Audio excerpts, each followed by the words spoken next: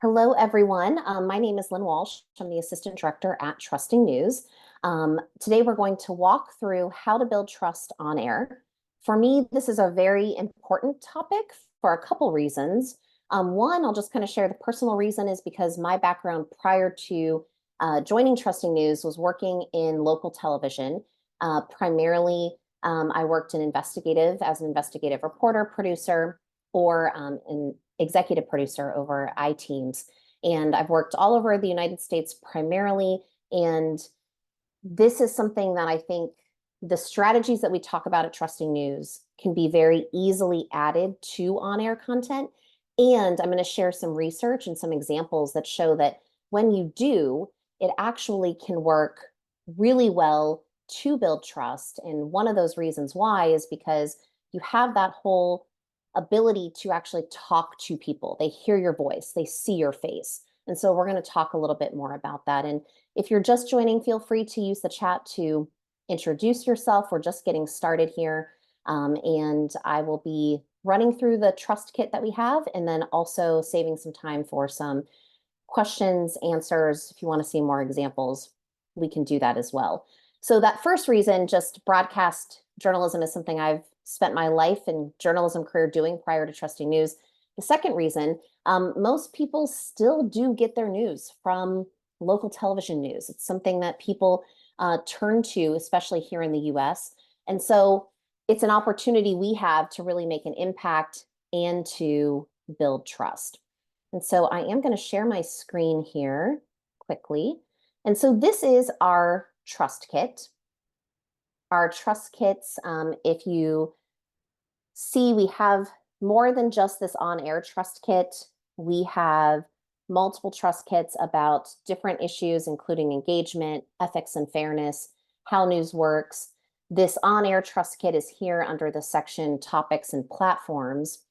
And the goal with these trust kits, and specifically with this on-air trust kit, is that hopefully, if you are working in television, radio, this is a tool where you can go to get kind of quick, very direct tips and suggestions on how you can build trust on air. Now, primarily, a lot of this language that you'll see in the trust kit and kind of how I'm talking about it is from the perspective of television news, and the examples and the research we have is attached to television news. But we do know that this can be used if you are in radio or if you're just working with video within social media too. So keep that in mind as we go through this. So the first thing I will say is when we're talking about building trust on air, we have tested our two main strategies at Trusting News, being transparent about your reporting, getting on the record about ethics, talking about your different policies, explaining why you do things. That's that transparency element. And that engagement, the importance of asking for user feedback, asking what people think, connecting with your community regularly. When we have done different work with newsrooms, we have worked with broadcast newsrooms and broadcast journalists, whether that's radio or that's television. We also have examples of how this works in social media. And so we know that these strategies work. We know that engagement can work and be a successful thing to build trust in a television newsroom, in a radio station. Same with transparency. I'm going to share specifically some research that we've done to show how the transparency element of this works. And so when we talk about transparency, what we're saying is that you're explaining things like why you did a story, how you did a story, explaining something maybe about your policy. And so we worked with a television station, WCPO. They're a script-owned station based in Cincinnati. They were a longtime partner of ours. And we took 5 of stories that they had already aired, and I basically looked at the scripts and I rewrote them to add trust elements to those scripts. Those trust elements explained things like how and why a story was reported. So why did they choose to do this story? How did they do the story? Did they fact check something? Why did they choose to share certain information? Was it in line with an ethics policy, a crime policy, how they cover crime, part of being consistent? We also added language that encouraged either audience participation, so asking for feedback, or provided resources at the end of the story where people could get more information about how they could apply for a grant. If they were in a situation where domestic violence was something they were experiencing, where they could go get help. The other thing we did is kind of include mentions of overall mission for the story, why the story was being done, and what the mission and goal for the newsroom was. So we took the stories that had already aired that did not have those elements. We then had the stories that had those elements. We showed those stories to a group of participants in a focus group.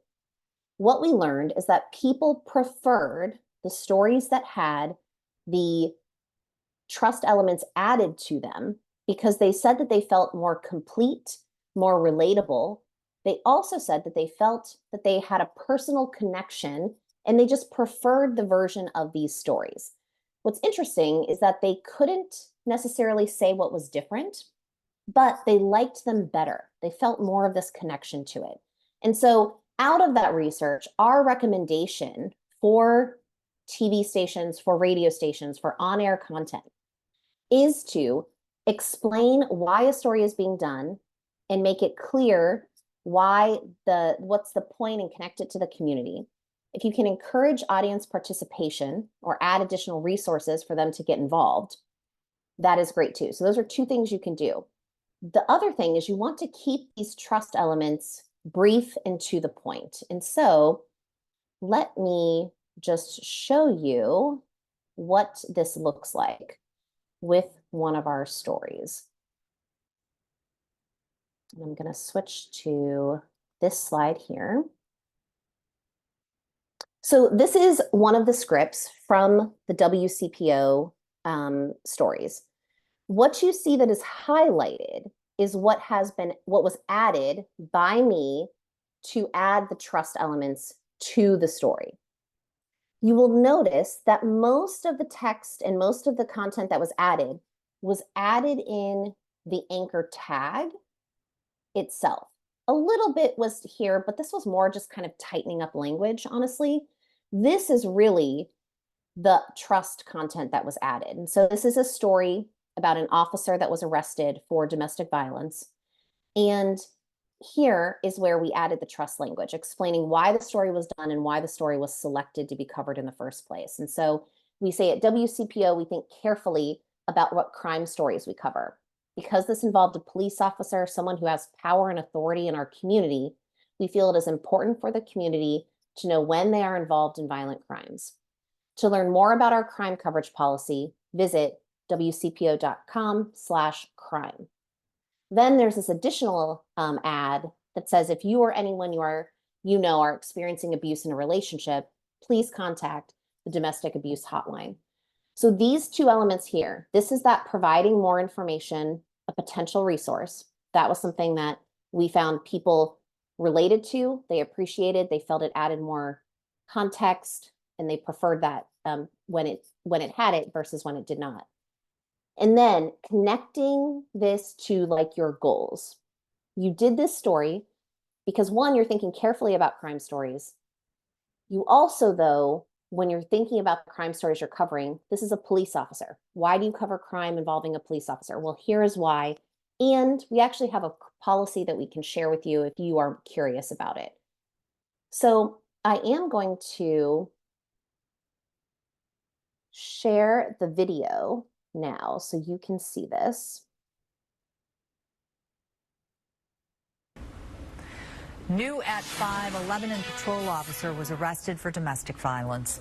The Lebanon police chief tells. And so I'm pausing it there. So basically what you're going to see is you're going to see the version that they aired on television without the trust elements. Then we are going to see the version that has those added trust elements. Officer John Wetzel was arrested by Clear Creek Township Police late Sunday evening. He was off duty at the time. Wetzel is accused of loading a shotgun while intoxicated and making threats.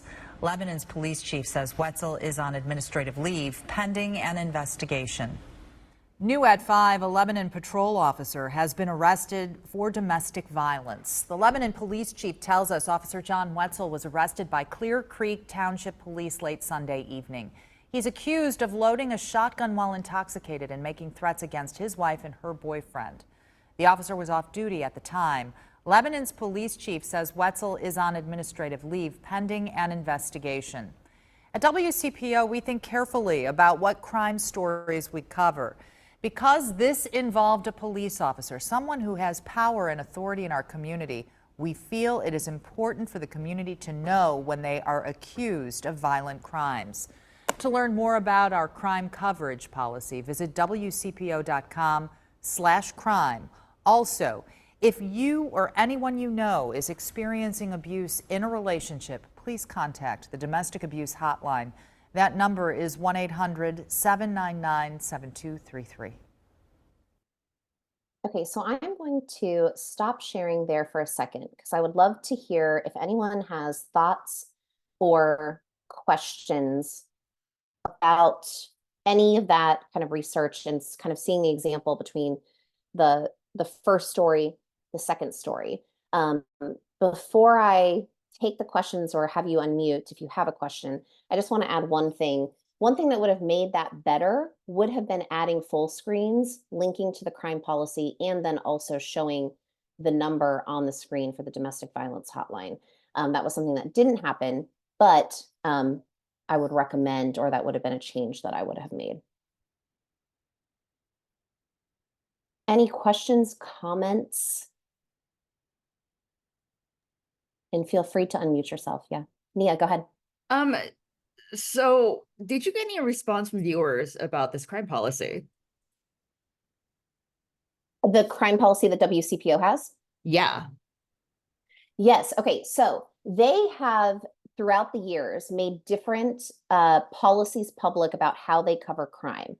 Primarily how they have done that is they have listed that on their website, specifically around mugshots, specifically around what crimes they choose to cover or don't choose to cover, when they're going to use suspect descriptions or not use them and why. And so those exist on their website. And then they do sometimes, not as often as I would like, but sometimes on air, they will mention it, kind of like the example I gave. What they found from what's shared online and from comments they get is that people enjoyed and prefer seeing that they have this policy and that there is consistency. They have not seen kind of negative comments about these policies. Basically, people have been either they're not complaining or they have said, thank you for getting on the record for sharing this when people have had questions. Does that make sense?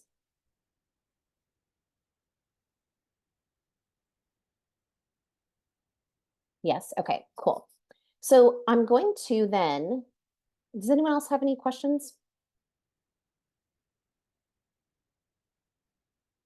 No. Okay, so I'm going to then just go back to the trust kit. So that is one example of those scripts. If you want to see more examples of those scripts, you can see that in the trust kit by looking here at the full research, and you can see the other scripts that are here as well. And in that document that has the other scripts, you can see the other videos before the trust elements, after the trust elements. One thing that I want to point out is this content works really well being added to anchor reporter intros, anchor reporter tags, or kind of like a crosstalk Q&A period with a reporter anchor. Yes, you could tell that the second story that had the trust elements was a little bit longer. But again, people said they preferred it. They liked having that additional information, that additional context. And so because of the workflow of how I know newscast works, it can be really, really hard to add this content into maybe an actual package, especially if you're doing daily content. So one way to do this easily to say, you know, the reason you're seeing this story today is because of X, you know, or we talked about this story today and we had a lot of different opinions in our newsroom. That's why we wanted to bring you a lot of different perspectives on this topic. Those are the types of things that you can add to intros very easily and are very conversational. If you want help with any of that, I would love to help you kind of do that and kind of show you more examples or work with some of your own stories. So the other part of research that we know about building trust, the Radio Television Digital News Association, along with a research partner, Magid, basically asked local news consumers, what is going to make you trust in local news? What do you want to see? The four things that came out of that were be right, be your community, be real, and be objective. And so in our kit, we talk about how you can be right. So things like explaining why you use certain sources, tell your audience what you don't know, explaining your reporting process. This be your community is connecting to the community, showing that you are there for them. You're doing the story because you want to help them. That kind of language can be really helpful. And then this be real is really talking about and making sure, one, it's easy to contact reporters, that you want to be contacted. There's an engagement element here. But there also is an element of, if you get something wrong, let's be honest about it. Let's make a correction. Let's talk about it. Let's also kind of have some humility and show some compassion with what being a news consumer is all about. And then there's the be objective part. And so really here, the part here that we highlight is just, and this is something that goes beyond even just building trust on air. This is an issue all journalists can work on, but how can you avoid adding to polarization? So avoiding generalizations, trying to put people into boxes or describe things that are happening in very general ways, making sure that you're paying close attention to word choice. And if you use opinion content, making sure that it is properly labeled. So we have a couple other examples in this kit. Please, I hope you take a look at them. And we have other examples, but I am going to just stop sharing again and just see if anyone has questions or is curious how to actually do this in their newsroom or wants to talk about something they struggle with when maybe they've tried to do this in the newsroom.